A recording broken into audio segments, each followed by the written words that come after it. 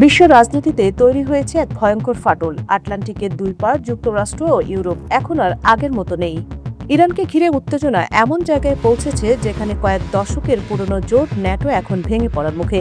সবকিছুর কেন্দ্রে একজন মার্কিন প্রেসিডেন্ট ডোনাল্ড ট্রাম্প। ইরানের বিরুদ্ধে যুদ্ধে ইউরোপকে পাশে না পেয়ে ক্ষুব্ধ ট্রাম্প। তিনি সরাসরি প্রশ্ন তুলেছেন, আমরা যদি তাদের রক্ষা করি তারা কেন আমাদের পাশে নেই। শুধু ক্ষুব্ধই থেমে থাকেননি, নিজের ঘনিষ্ঠ মহলে ন্যাটো থেকে বেরিয়ে যাওয়ার কথাও তুলেছেন তিনি। 70 বছরেরও বেশি পুরনো এই জোট, যা এতদিন পশ্চিমা নিরাপত্তার স্তম্ভ ছিল, এখন অনিশ্চয়তার দোলাচলে। অন্যদিকে ইউরোপ একদমই অনড়। তাদের মতে এই যুদ্ধ অবৈধ এবং অদূরদর্শী। সবচেয়ে বড় অভিযোগ, এই সিদ্ধান্তে তাদের সঙ্গে কোনো পরামর্শ করা হয়নি। পোল্যান্ডের পররাষ্ট্রমন্ত্রী বলেছেন, আমরা ভালো মিত্র হতে চাই, কিন্তু সবকিছু অন্ধভাবে মানা সম্ভব নয়। যুক্তরাজ্য নতুন পথে হাঁটছে। প্রধানমন্ত্রী কিয়ার স্টারমার স্পষ্ট করে দিয়েছেন, এখন থেকে তাদের নিরাপত্তা নীতি হবে ইউরোপ কেন্দ্রিক। ওয়াশিংটনের উপর নির্ভরতা কমানোই লক্ষ্য।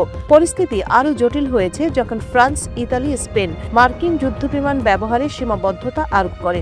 এমনকি হরমুজ প্রণালীতে নৌবাহিনী পাঠানোর অনুরোধও তারা প্রত্যাখ্যান করেছে।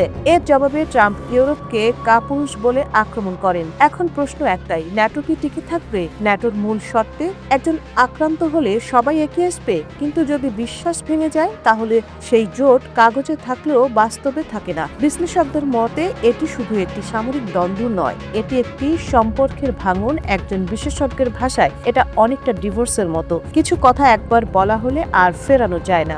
বিশ্ব এখন তাকিয়ে আছে, এই সংঘাত কি নতুন বিশ্ব ব্যবস্থার সূচনা নাকি শেষ হয়ে যাচ্ছে পুরনো বন্ধুত্বের গল্প।